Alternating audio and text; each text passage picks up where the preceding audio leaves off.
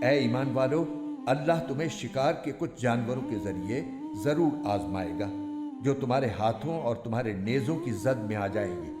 تاکہ وہ یہ جان لے کہ کون ہے جو اسے دیکھے بغیر بھی اس سے ڈرتا ہے۔ پھر جو شخص اس کے بعد بھی حد سے تجاوز کرے گا وہ دردناک سزا کا مستحق ہوگا۔ اے ایمان والو، جب تم احرام کی حالت میں ہو تو کسی شکار کو قتل نہ کرو، اور اگر تم میں سے کوئی اسے جان بوجھ کر قتل کر دے تو اس کا بدلہ دینا واجب ہوگا، جس کا طریقہ یہ ہوگا کہ جو جانور اس نے قتل کیا ہے اس جانور کے برابر چوپایوں میں سے کسی جانور کو، جس کا فیصلہ تم میں سے 2 دیانتدار تجربے کار آدمی کریں گے، کعبے پہنچا کر قربان کیا جائے، یا اس کی قیمت کا کفارہ مسکینوں کو کھانا کھلا کر ادا کیا جائے، یا اس کے برابر روزے رکھے جائیں تاکہ وہ شخص اپنے کیے کا بدلہ چکھے۔ پہلے جو کچھ ہو چکا اللہ نے اسے معاف کر دیا، اور جو شخص دوبارہ ایسا کرے گا تو اللہ اس سے بدلہ لے گا، اور اللہ اقتدار اور انتقام کا مالک ہے۔ تمہارے لیے سمندر کا شکار اور اس کا کھانا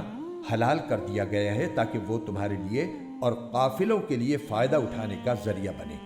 لیکن جب تک تم حالت احرام میں ہو تم پر خشکی کا شکار حرام کر دیا گیا ہے،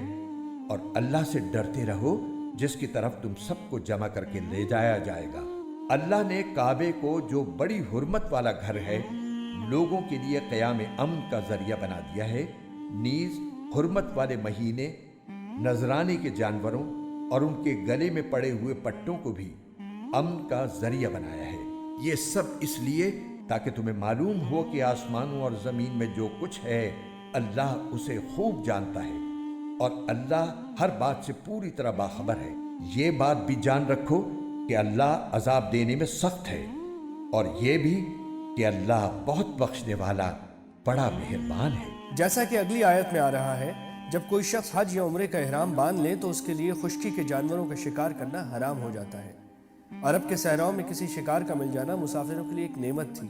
اس آیت میں فرمایا گیا ہے کہ احرام باندھنے والوں کی آزمائش کے لیے اللہ تعالیٰ کچھ جانوروں کو ان کے اتنا قریب بھیج دے گا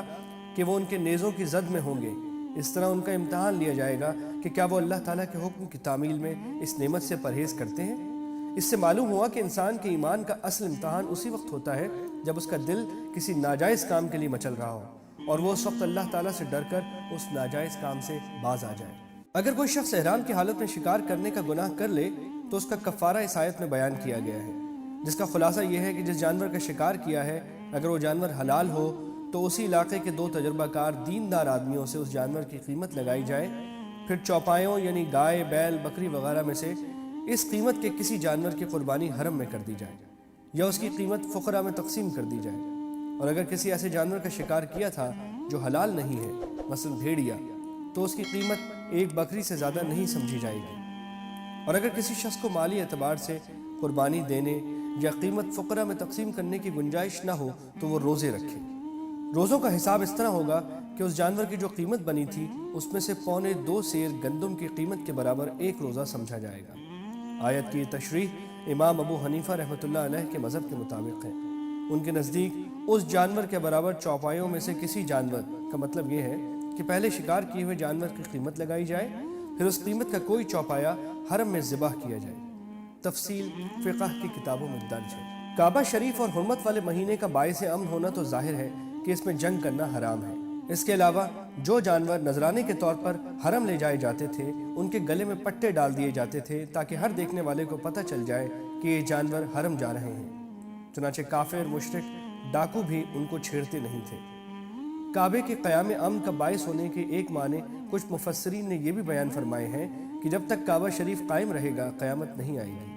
قیامت اس وقت آئے گی جب اسے اٹھا لیا جائے گا۔